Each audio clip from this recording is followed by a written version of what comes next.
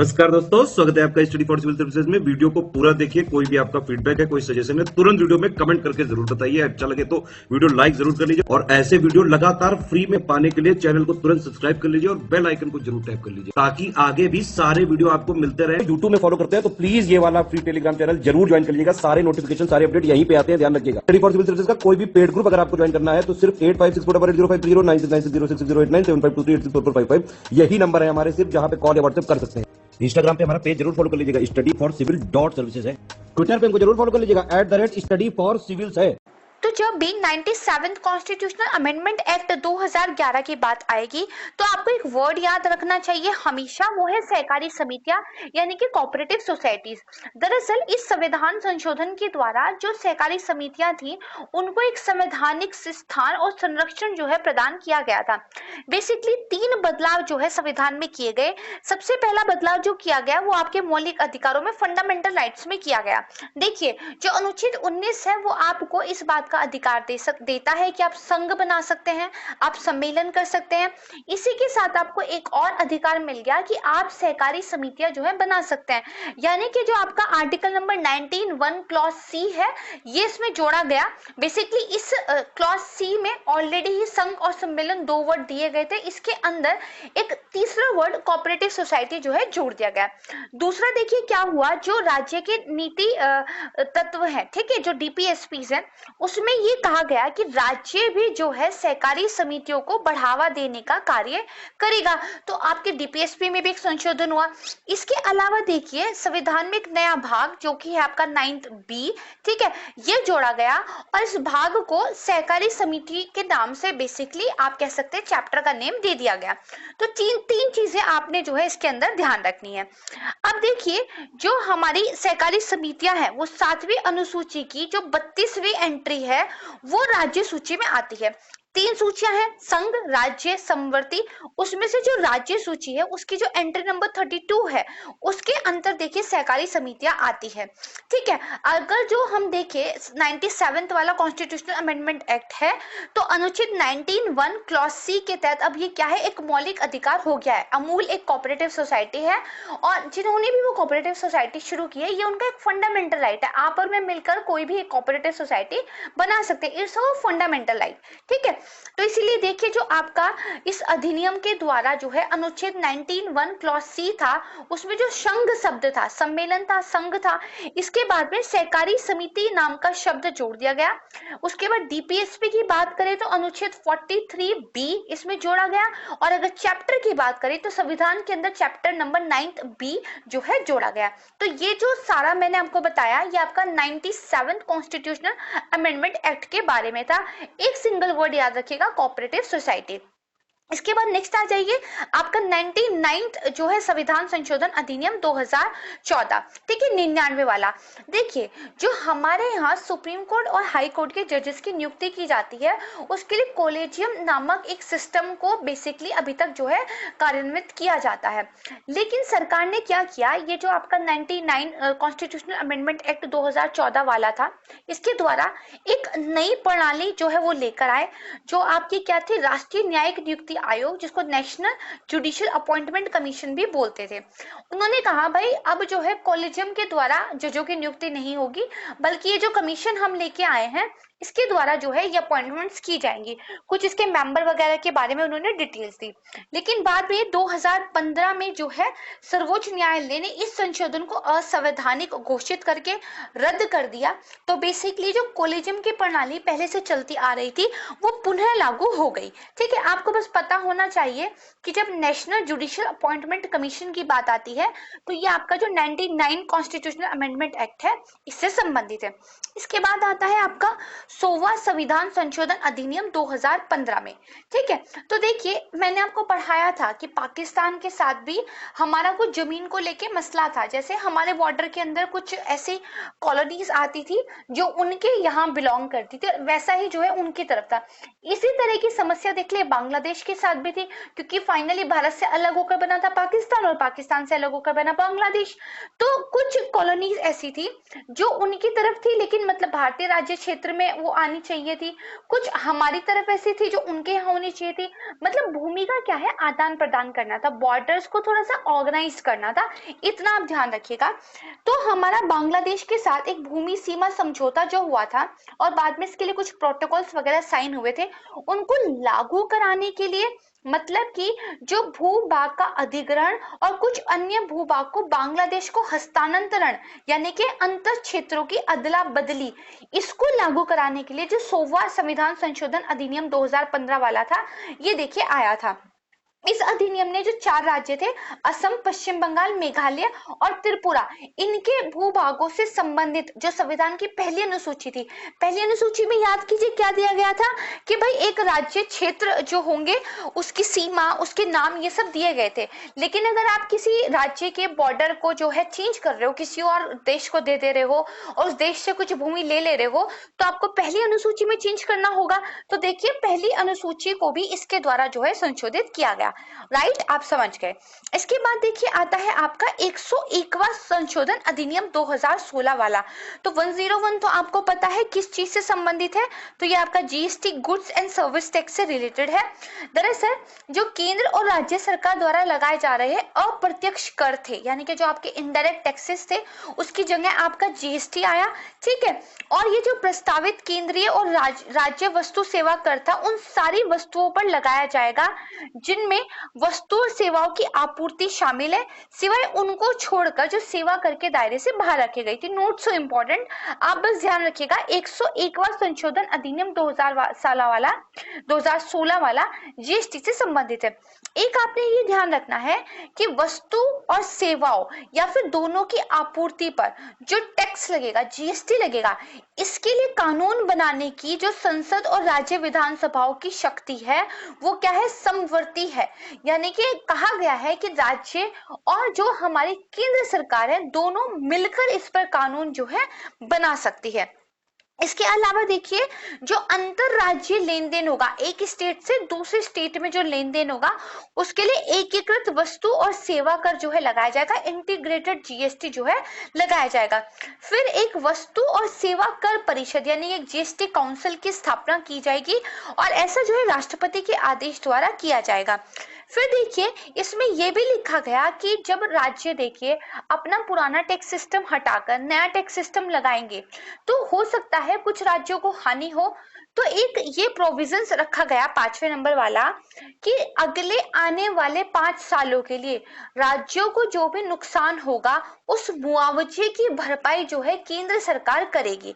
तो देखिए यह लिखा गया है कि 5 साल की अवधि के लिए जो है अगर कोई भी राजस्व का नुकसान हो रहा है तो राज्यों को मुआवजे का प्रावधान किया गया है। और ये सारा किसके द्वारा हुआ है, जो 101वां संविधान आपका संशोधन है। इसके अलावा देखिए जो वस्तु और सेवा कर काउंसलिंग की मैंने बात की, ये जो काउंसिल है ये एक संवैधानिक निकाय, कॉन्स्टिट्यूशनल बॉडी है, ठीक है। और जो आपका अनुच्छेद 279 ए क्लॉज 1 है, वो ये कहता है कि जैसे ही आपका अनुच्छेद 279 ए लागू हो जाएगा, उसके लागू होने के 60 दिनों के भीतर भीतर राष्ट्रपति द्वारा एक जीएसटी परिषद का जो है गठन किया जाना जरूरी है, ठीक है। ये आप समझ गए। अब आता है आपका 102वां संशोधन अधिनियम 2018 वाला। तो देखिए जो राष्ट्रीय पिछड़ा वर्ग था उसको एक संवैधानिक दर्जा, एक कॉन्स्टिट्यूशनल प्लेस इसके द्वारा दे दिया गया। इसकी जो स्थापना हुई थी राष्ट्रीय पिछड़ा वर्ग की, वो 1993 में संसद के एक अधिनियम के द्वारा हुई थी, मतलब कि एक सांविधिक निकाय था। और क्योंकि 102वां संशोधन अधिनियम 2018 आया तो इसके द्वारा एक संवैधानिक जो है दर्जा इसको दे दिया गया। इसके बाद देखिए आपका आता है 103वां संशोधन अधिनियम 2019। इसके साथ आपने एक कीवर्ड याद रखना है, वो आपका ईडब्ल्यूएस यानी कि इकोनॉमिकली वीकर सेक्शन, आर्थिक रूप से कमजोर वर्गों की उन्नति के लिए विशेष प्रावधान किए गए, इतना वर्ड आप ध्यान रखिएगा। तो देखिए नागरिकों में वो लोग जिनको किसी भी प्रकार के रिजर्वेशन का लाभ नहीं मिल रहा है, उनमें जो आर्थिक रूप से कमजोर वर्ग हैं की विशेष उन्नति हो, इसके लिए राज्य को जो है सशक्त बनाया गया। क्या कहा गया कि जो शैक्षणिक संस्थान है, जो एजुकेशनल इंस्टीट्यूट है, वहां पर 10% सीटों का जो है रिजर्वेशन किया जाएगा, चाहे वो इंस्टीट्यूशन राज्य के द्वारा सहायता प्राप्त हो चाहे वो प्राइवेट हो।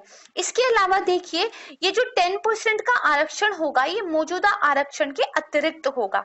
फिर जो केंद्र सरकार की नौकरियां हैं, यानी कि जो सरकारी नौकरियां हैं, उनमें भी 10% पदों का जो है आरक्षण किया गया और ये भी जो है अतिरिक्त होगा।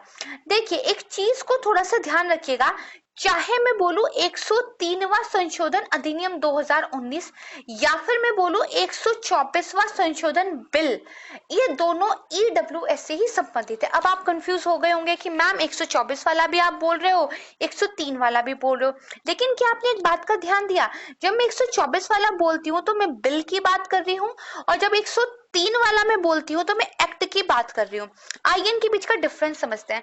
देखिए, जब कोई भी बिल संसद के सामने लाया जाता है, तो जब तक वो दोनों सदन के द्वारा, राज्यसभा लोकसभा के द्वारा पारित ना हो जाए और उसको राष्ट्रपति की मंजूरी ना मिल जाए, तो एक एक्ट नहीं बनता है। और देश में एक कानून के रूप में लागू होने के लिए एक्ट बनना जरूरी है। बिल तो बस एक प्रस्ताव होता है। तो देखिए, कई बार बिल लाए जाते हैं, लेकिन जरूरी नहीं है कि वो एक्ट बन जाए। तो जो ईडब्ल्यूएस का जब बिल प्रस्तावित किया गया था, तो इसका नंबर था 124वां, लेकिन जब फाइनली इसको दोनों सदनों की तरफ से पारित कर दिया गया और फिर राष्ट्रपति ने भी इसको परमिशन दे दी, तो ये एक्ट बन गया और ये एक्ट बना 103 वाला। तो आपको कंफ्यूज जो है यहाँ पर बिल्कुल भी नहीं होना है, ठीक है। बिल और एक्ट में डिफरेंस ध्यान रखिएगा।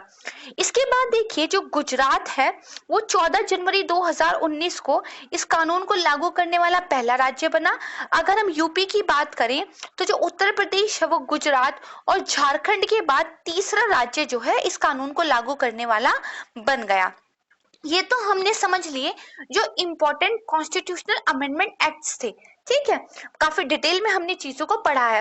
अब देखिए, हमारे कॉन्स्टिट्यूशन के बारे में ये कहा जाता है कि हमारे जो संविधान निर्माता लोग थे, उन्होंने अलग अलग कंट्रीज के कॉन्स्टिट्यूशन को पढ़ा, समझा और फिर भारतीय परिस्थितियों के अनुरूप उनको जो भी ठीक लगा उसको रख लिया। इसका मतलब हमारे कॉन्स्टिट्यूशन में बहुत सारी ऐसी चीजें हैं जो हमने दूसरे देशों के संविधान से ली है।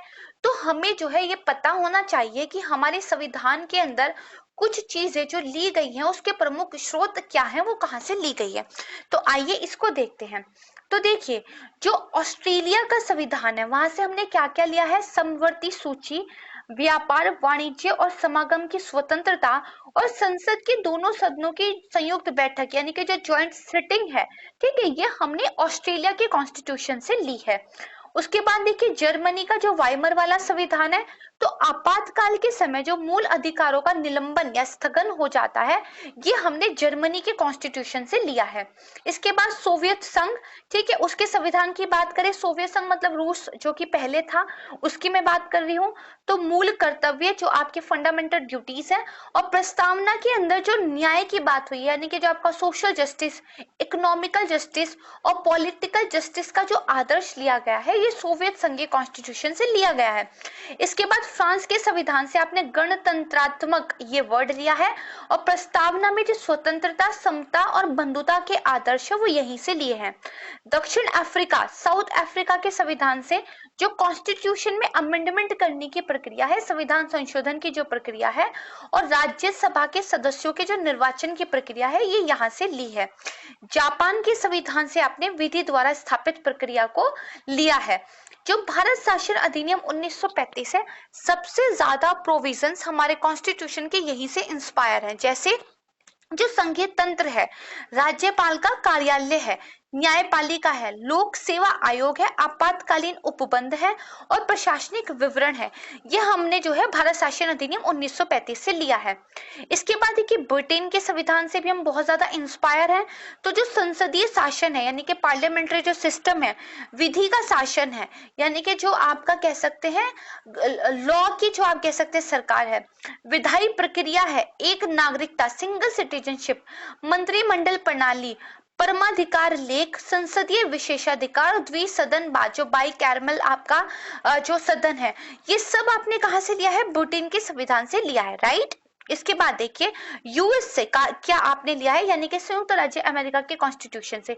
तो सबसे पहले तो फंडामेंटल राइट, मूल अधिकार, हम सबको पता है। फिर न्यायपालिका की स्वतंत्रता, न्यायपालिका का जो पुनर्विलोकन का सिद्धांत है, उपराष्ट्रपति का जो पद है, उच्चतम न्यायालय और उच्च न्यायालय के न्यायाधीशों को पद से हटाए जाने का, और जो राष्ट्रपति पर महाअभियोग लगाए जाने की प्रक्रिया है, ये हमने जो है यूएस के कॉन्स्टिट्यूशन से ली है। These are very very important, आपको ये एकदम वर्ड टू वर्ड जो है याद होने चाहिए। देखिए जो चीजें नॉट सो इंपॉर्टेंट है या तो मैं आपको बता दे रही हूँ या फिर मैं उनको स्किप कर दे रही हूँ, लेकिन हर एक वो पॉइंट जो मैं आपको पढ़ के बता रही हूँ वो इंपॉर्टेंट है, वो आपको याद होना चाहिए। इसके बाद देखिए आयरलैंड के संविधान से क्या लिया है, तो राज्य के नीति निर्देशक सिद्धांत, राष्ट्रपति की जो निर्वाचन पद्धति है, और साथ में राज्यसभा के लिए जो सदस्यों का नामांकन किया जाता है, ये लिया गया है। कनाडा के संविधान से देखिए तो सशक्त केंद्र के साथ एक संघीय व्यवस्था, यानी कि जो आपका सेंटर होगा वो मोर पावरफुल होगा लेकिन स्टिल एक फेडरेशन होगा। जो अवशिष्ट शक्तियां हैं उनका केंद्र में निहित होना, यानी कि जो रेसिड्यू पावर्स है वो सेंटर के पास होंगी। केंद्र द्वारा राज्य के राज्यपालों की नियुक्ति, और उच्चतम न्यायालय का जो परामर्शी न्याय निर्णय है, ये हमने कनाडा के कॉन्स्टिट्यूशन से लिया है। ये हमने समझ लिया। अब देखिए मैं आपको बार बार बता रही हूँ कि जो केंद्र सरकार है और राज्य सरकार है, इनके बीच जो शक्तियों का बंटवारा हुआ है, इसको हमने सूचियों के हिसाब से विभक्त किया है। जैसे संघ सूची पर कानून बनाने का अधिकार केंद्र सरकार के पास या पार्लियामेंट के पास है, राज्य सूची पर कानून बनाने का अधिकार राज्य सरकार या फिर विधानमंडल के पास है, और समवर्ती सूची पर ये दोनों ही कानून बना सकते हैं। तो आइए अब हम देखते हैं कि इन सूची के अंदर कौन सी एंट्री किस चीज से रिलेटेड है। जो नोट सो इंपॉर्टेंट होंगे उनको हम स्किप कर देंगे, जो इंपॉर्टेंट होंगे उनको हम पढ़ते हुए देखते हुए चलेंगे। कई बार आपसे क्वेश्चन पूछ लिया जाता है कि जो संघ सूची है उसकी मान लीजिए जो एंट्री 2 है वो किस चीज से संबंधित है, तो आपको थोड़ा सा याद होना चाहिए, एक बेसिक आइडिया तो जरूर होना चाहिए। आइए इसको अब एक एक करके देखते हैं। शुरुआत करते हैं हम संघ सूची से, जिसमें कितने विषय हैं, टोटल 97 है। तो देखिए मैं जो नंबर बोलूंगी इसका मतलब है वो सूची की एंट्री है, और उस नंबर के बाद में जो भी सेंटेंस बोलूंगी मतलब उस एंट्री का विषय है। आइए जिसका एंट्री नंबर 1 है, ये भारत की रक्षा से संबंधित है। अच्छा थोड़ा सा लॉजिक लगाते जाइएगा कि जब भारत की रक्षा की बात आएगी तो इस पर किसका अधिकार होना चाहिए, सेंट्रल गवर्नमेंट का होना चाहिए, पार्लियामेंट का होना चाहिए, तभी तो पूरे देश की एक रूपता वाली रक्षा हम कर पाएंगे, तभी तो कोऑर्डिनेशन हो पाएगा, तभी तो चीजें व्यवस्थित रूप से हो पाएंगी, है ना। स्टेट गवर्नमेंट पे अलग अलग तो नहीं छोड़ सकते। तो आप देखिएगा कि हमें ना खुद से भी आइडिया लगता है कि जो चीजें बहुत ज्यादा महत्व की हैं, जो चीजें बहुत ज्यादा इंपॉर्टेंट है, या फिर जिन चीजों के बारे में पूरे भारत में एक समानता एक रूपता होनी आवश्यक है, वो जो है संघ सूची के अंतर्गत आती है। लेकिन वही वो विषय जो क्षेत्रीय डिमांड के अनुरूप जो है रहते हैं, या फिर जो स्टेट लेवल पर यानी कि राज्य सरकारों के अंडर में अगर रहे तो बेटर मैनेजमेंट हो पाएगा, वो देखिए राज्य सूची के अंदर होते हैं। और कुछ हमारी जो बाकी बचे सब्जेक्ट होंगे भाई, जिसमें हमें लगता है कि हाँ दोनों प्रकार की सरकारें जो है अगर कानून बना ले तो चल जाएगा, वो समवर्ती में होगा। तो संघ सूची के विषयों को गैस करना थोड़ा सा आसान हो जाता है। आइए कि कर देखते हैं। जो एंट्री नंबर 2 है वो आपकी नौसेना, सेना और वायुसेना और संघ के जो अन्य सशस्त्र बल है। इसके बाद जो एंट्री नंबर 6 है वो देखिए परमाणु ऊर्जा और उसके उत्पादन के लिए आवश्यक खनिज संपत्ति स्रोत से संबंधित है। जो आपकी एंट्री नंबर 4 है वो केंद्रीय आसूचना और अन्वेषण ब्यूरो से संबंधित है। एंट्री नंबर 12 की अगर बात की जाए तो संयुक्त राष्ट्र संघ से संबंधित है। इसके बाद देखिए एंट्री नंबर 14 विदेशों से संधि और करार करना। देखिए अगर इंटरनेशनल रिलेशन की बात आएगी तो सेंट्रल गवर्नमेंट की तो बात आनी चाहिए। इसी तरह युद्ध और शांति एंट्री नंबर 15, फिर नागरिकता देशीयकरण एंट्री नंबर 17, फिर प्रत्यर्पण यानी कि जब कोई अधिकारी जब कोई अपराधी लोग बाहर भाग जाते हैं फिर उनको जो है वापस से देश में लाया जाता है, ठीक है। पासपोर्ट और वीजा एंट्री नंबर 19। तो जितनी भी मैंने अभी तक एंट्रीज बताई, क्या इनको पढ़ के ही नहीं लगता कि कहीं ना कहीं ये संघ सूची का विषय होना चाहिए। तो देखिए हर जगह रटने की भी आवश्यकता नहीं है, थोड़ी सी लॉजिकल रीजनिंग के साथ भी हम चीजों को समझ सकते हैं। इसके बाद बाद नेक्स्ट देखते हैं, तो देखिए एंट्री नंबर 22 ये रेल की बात करता है, एंट्री नंबर 23 ये राष्ट्रीय राजमार्गों से संबंधित है, एंट्री नंबर 27 ये महापत्तन से संबंधित है। ठीक है, इसके बाद आ जाइए तो आप देखेंगे जो एंट्री नंबर 36 है ये करेंसी सिक्का निर्माण से संबंधित है। फिर जो आपकी 38 है भारतीय रिजर्व बैंक से संबंधित है, दिस इज इंपॉर्टेंट। फिर आपका 40 तो भारत सरकार या किसी राज्य की सरकार द्वारा संचालित लॉटरी, थोड़ा सा ध्यान रखिएगा, लॉटरी चाहे भारत सरकार के द्वारा संचालित हो या फिर राज्य सरकार के द्वारा संचालित हो, वो संघ सूची की एंट्री नंबर 40 के अंदर आती है। इसके बाद देखिए आपका एंट्री नंबर 42 अंतरराज्यीय व्यापार और वाणिज्य, एंट्री नंबर 45 बैंकिंग से संबंधित है, इंपॉर्टेंट हो जाता है। उसके बाद 47 ये बीमा से संबंधित है, और 48 तो ये स्टॉक एक्सचेंज और वायदा बाजार से संबंधित है। इसके बाद देखिए एंट्री नंबर 50 जो बाट और माप के मानक नियत करना है, ये 50 वाली एंट्री में आता है संघ सूची के अंतर्गत। उसके बाद देखिए एंट्री नंबर 53 तेल के क्षेत्र, खनिज तेल संपत्ति के स्रोत, पेट्रोलियम और पेट्रोलियम उत्पाद और अन्य द्रव और पदार्थ जो ज्वलनशील है, ये आपके आते हैं एंट्री नंबर 15 में। इसके बाद खानों का विनियमन और खनिजों का विकास जो कि लोक हित में हो, ये आता है आपका एंट्री नंबर 54 के अंदर। इसके बाद देखिए जो अंतरराज्यीय नदियां हैं और नदी दून है, उनका रेगुलेशन, उनकी डेवलपमेंट, ये आता है एंट्री नंबर 56 किसकी, संघ सूची की। फिर देखिए जो राज्य क्षेत्रीय सागर खंड है, यानी कि जो हमारा टेरिटोरियल वाटर होता है, उससे परे अगर मछली को पकड़ना है तो मत्स्य जो क्षेत्र है वो कहाँ आता है, 57 नंबर एंट्री में आता है। कौन से वाला, जो टेरिटोरियल वाटर से दूर जाके राज्य क्षेत्रीय जल से परे हटके है। उसके बाद देखिए जो प्रदर्शन के लिए चलचित्र फिल्मों को मंजूरी दी जाती है, तो ये एंट्री नंबर 16 के तहत जो है दी जाती है। इसके बाद नेक्स्ट देख लेते हैं, तो वापस आ जाते हैं हम अपने फ्रंट वाले पेज से जहां से हमने इसको पढ़ना स्टार्ट किया था। तो उसके बाद देखिए तो कौन सा आपका है, 67 वाला इंपॉर्टेंट है। क्यों? क्योंकि देखिए राष्ट्रीय महत्व के जो घोषित प्राचीन और ऐतिहासिक स्मारक हैं, अभिलेख हैं, और जो पुरातत्वीय स्थल और अवशेष है, कौन से जो राष्ट्रीय महत्व के नेशनली इंपॉर्टेंट है, ये आते हैं संघ सूची में। मैं क्यों आपको इस पर दबाव देकर बता रही हूँ, क्योंकि जो राष्ट्रीय महत्व के नहीं है वो देखिए राज्य सूची में आ जाएंगे। तो एंट्री नंबर 67।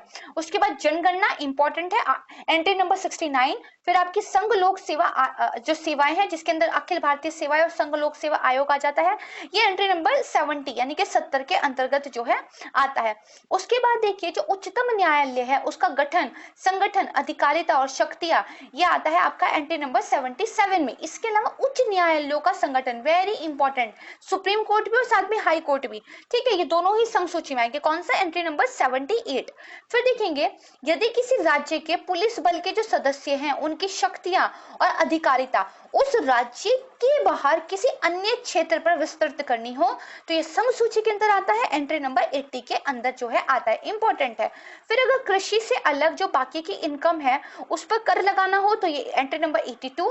फिर उसके अलावा देखिए जो भारत में विनिर्मित या उत्पादित कुछ वस्तुएं हैं उन पर जो उत्पाद शुल्क लगता है, ये एंट्री नंबर 84 में आता है। कौन कौन सा, अपरिष्कृत पेट्रोलियम यानी कि क्रूड पेट्रोल, उच्च गति वाला डीजल, मोटर स्प्रिट जिसको सामान्य भाषा में हम पेट्रोल बोलते हैं, प्राकृतिक गैस, विमानन टरबाइन ईंधन, और तंबाकू उत्पाद। ठीक है, इसके बाद देखिए निगम कर, कॉर्पोरेट टैक्स, ये आता है आपका 85 के अंदर।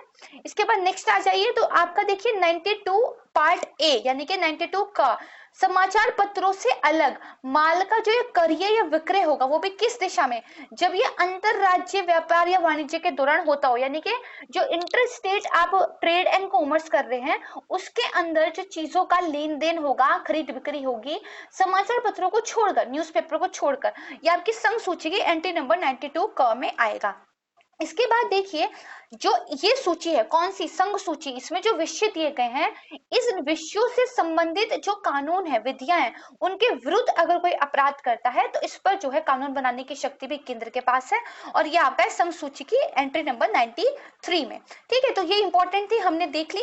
अब हम जो बात करते हैं वो बात करते हैं राज्य सूची से संबंधित विषयों की, जो कि टोटल कितने हैं, 66 है। तो सबसे पहला तो देखिए लोक व्यवस्था, पब्लिक ऑर्डर से संबंधित है। फिर देखिए दूसरा वाला ऐसे याद हो जाएगा, पब्लिक ऑर्डर को कौन संभालता है, तो पुलिस संभालती है। तीसरा कौन संभालता है, तो देखिए उच्च न्यायालय के अधिकारी और सेवक, तो ये एंट्री नंबर 6 में आ जाएगा। जो स्थानीय शासन है, वेरी इंपॉर्टेंट, ये आपका एंट्री नंबर 5 में आता है। लोक स्वास्थ्य और स्वच्छता अगेन इंपॉर्टेंट, ये आपका एंट्री नंबर 6 में आता है। मादक लिकर यानी कि जो इंटॉक्सिकेटिंग लिक्विड होता है, लिकर होता है, ये आपका एंट्री नंबर 8 के अंदर आता है। इसके बाद नेक्स्ट आ जाइए तो आप देखेंगे एंट्री नंबर 17 ये जल से संबंधित है। जो जल प्रदाय है, सिंचाई और नहरें, जल निकास और तटबंध है, जल का भंडारकरण और जल शक्ति, ये आपकी राज्य सूची की एंट्री नंबर 17 के अंदर देखिए आता है। ठीक है, इसके बाद देखिए राज्य के भीतर अगर व्यापार वाणिज्य की बात करें तो ये एंट्री नंबर 26 में, बाजार और मेले एंट्री नंबर 28 में। ठीक है, इसके बाद नेक्स्ट आ जाइए तो जो आपका एंट्री नंबर 38 है तो राज्य के विधानमंडल के सदस्यों के, विधानसभा के अध्यक्ष और उपाध्यक्ष के, यदि विधान परिषद है तो उसके सभापति और उपसभापति के वेतन और भत्ते, ये आपके जो आते हैं एंट्री नंबर 38 के अंदर आते हैं। ठीक है, इसके बाद फिर से देख लेते हैं, अगेन हमें वापस जाना रहेगा। तो आइए जो 41वीं एंट्री है, तो जैसे हमने बात की थी अखिल भारतीय सेवाओं की, तो एंट्री नंबर जो 41 है इसमें राज्य लोक सेवा आ जाएंगी, राज्य लोक सेवा आयोग आएगा। ठीक है, ये हो गया। इसके बाद 46 तो कृषि आय पर कर। देखिए संघ सूची में हमने क्या पढ़ा था कि कृषि को छोड़कर अन्य जो आय है उस पर कर, लेकिन हम राज्य सूची में क्या पढ़ रहे हैं, कृषि आय पर कर। फिर देखिए आपका जो एंट्री नंबर 49 है भूमि और भवन पर कर। ठीक है, इसके बाद नेक्स्ट आ जाइए तो जो 53 है इंपॉर्टेंट है, विद्युत के उपभोग और विक्रय पर कर। ठीक है, यानी कि इलेक्ट्रिसिटी पर। फिर इसके बाद नेक्स्ट आ जाइए जो आपका एंट्री नंबर 60 है वृत्तियां, व्यापार, आजीविकाएं और नियोजन पर कर। फिर जो 61 है वो कहता है प्रति व्यक्ति कर, इंडिविजुअल पर टैक्स। फिर इसके बाद जो 62 है, ठीक है, ये क्या कहता है कि जो नगर पालिका है या फिर जो पंचायत है या एक क्षेत्रीय परिषद है या एक जिला परिषद है, वो जो वसूलेगी और इकट्ठा करेगी मनोरंजन कर, वो आपका राज्य सूची एंट्री नंबर 62 के अंदर आता है। इसके बाद आ जाइए 65 वाला, उच्च न्यायालय को छोड़कर जो सारे के सारे न्यायालय इस सूची में, किसमें, राज्य सूची में दिए गए विषयों के संबंध में जो अधिकारिता और शक्तियां हैं, ये कहां पर दिया गया है, आपका एंट्री नंबर 65 में। यानी कि सुप्रीम कोर्ट को छोड़कर जो बाकी कोर्ट्स हैं उनकी जो पावर्स हैं इस सूची में दिए गए विषयों से संबंधित, वो आता है आपका एंट्री नंबर 65 में। इतना आपने अच्छे से पढ़ लिया।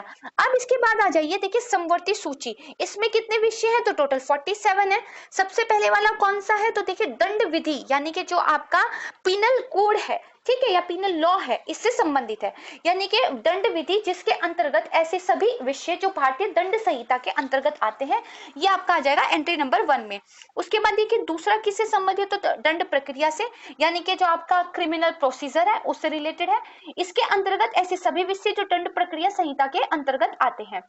इसके बाद देखिए जो आपका थर्ड है, ये दरअसल निवारक निरोध, डेटरेंस की बात करता है।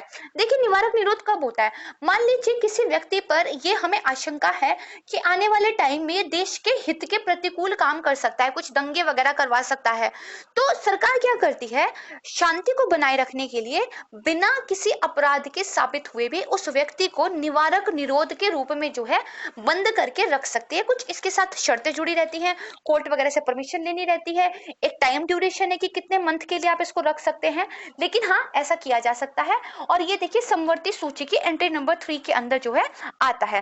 ठीक है, इसके बाद देखिए जो आपका विवाह है, विवाह विच्छेद है, ठीक है, दत्तक ग्रहण वगैरह है, या ना जो आपका कुटुंब है उसका विभाजन वगैरह है, तो ये आपका एंट्री नंबर 5 के अंदर आता है। ठीक है, नेक्स्ट आ जाइए, इसके बाद देखते हैं। इसके बाद जो हमारा नेक्स्ट इंपॉर्टेंट है समवर्ती सूची में, ये देखिए हो जाएगा आपका एंट्री नंबर कौन सा, 33 क।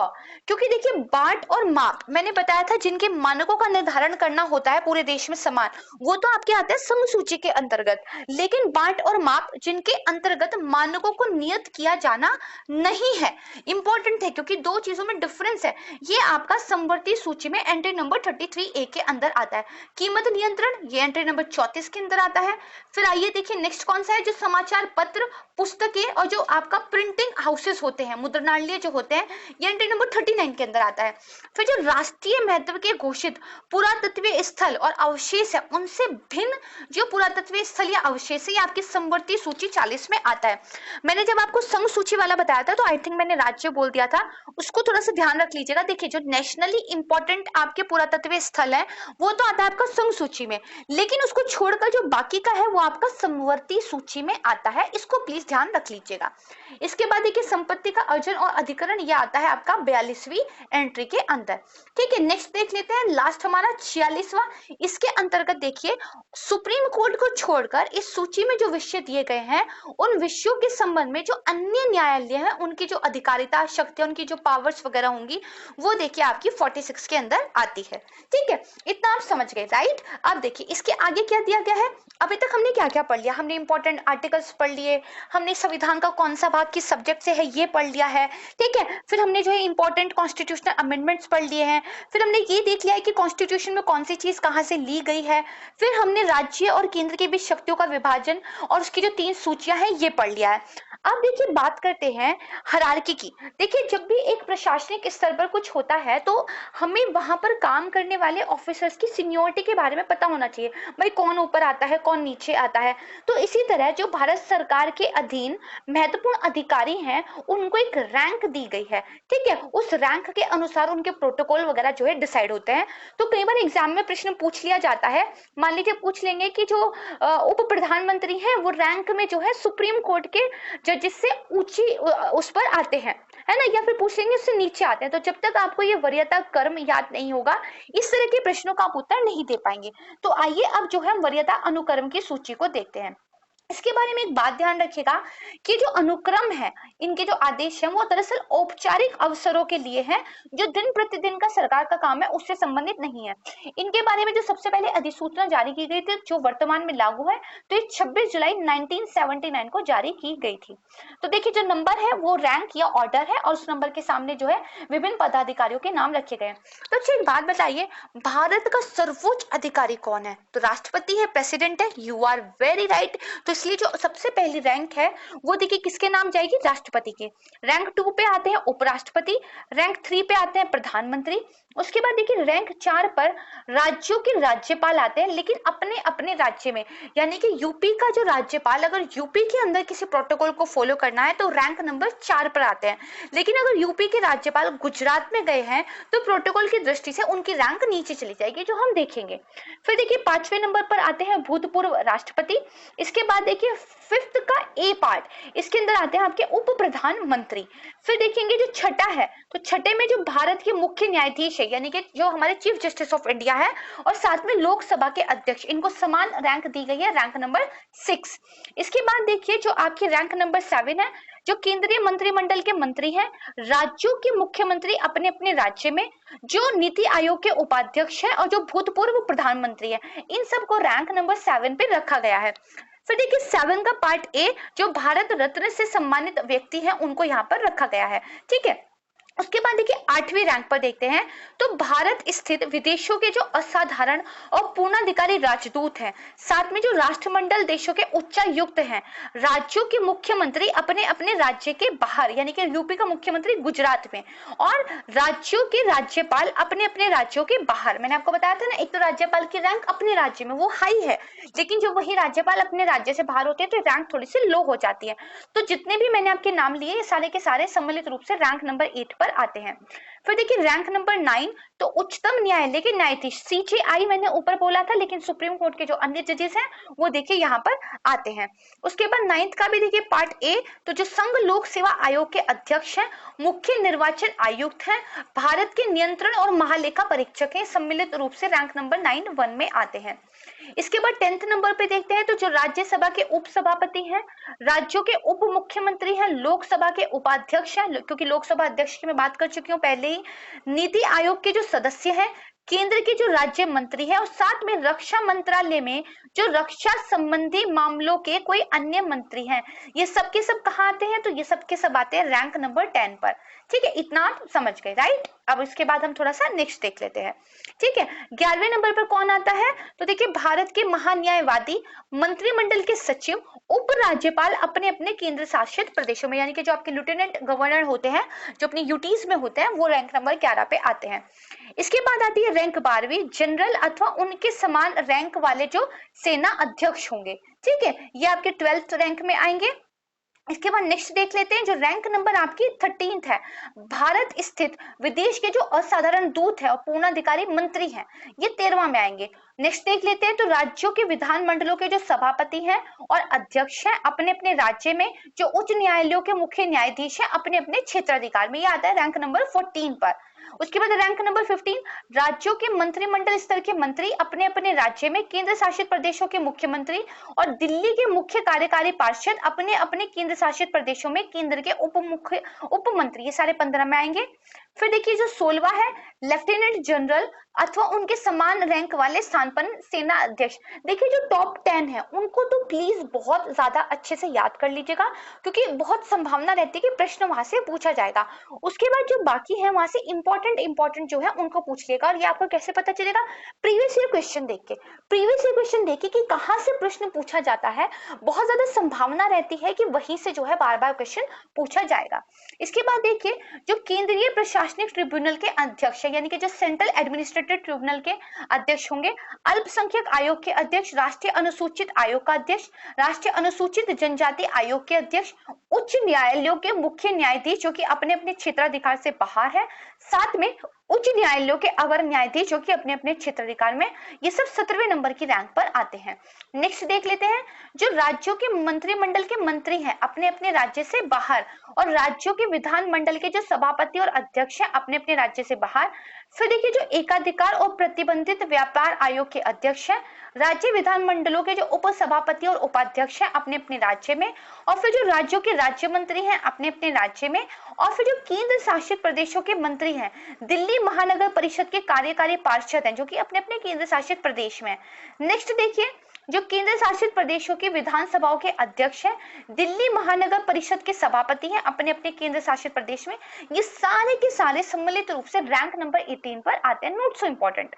उसके बाद देखिए रैंक नंबर 29, तो बिना मंत्री परिषद वाले जो केंद्र शासित प्रदेश हैं उनमें जो मुखायुक्त है वो अपने अपने यूटी के अंदर, राज्यों के जो उप मंत्री हैं अपने अपने स्टेट में, फिर जो केंद्र शासित प्रदेशों की विधानसभाओं के उपाध्यक्ष हैं, दिल्ली महानगर परिषद के जो उप सभापति हैं अपनी अपनी यूटी में, ये 19 में आते हैं।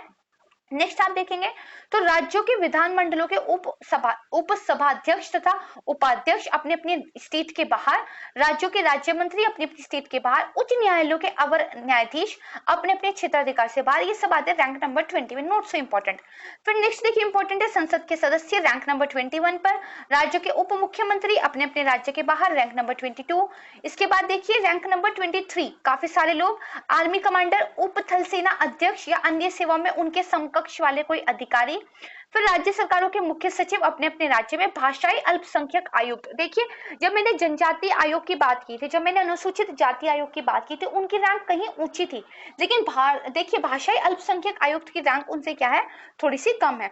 फिर जो अनुसूचित जाति अनुसूचित जनजाति आयुक्त है, अल्पसंख्यक आयोग के सदस्य हैं, ठीक है। फिर जो राष्ट्रीय अनुसूचित जाति आयोग के सदस्य हैं, राष्ट्रीय अनुसूचित जनजाति आयोग के सदस्य हैं।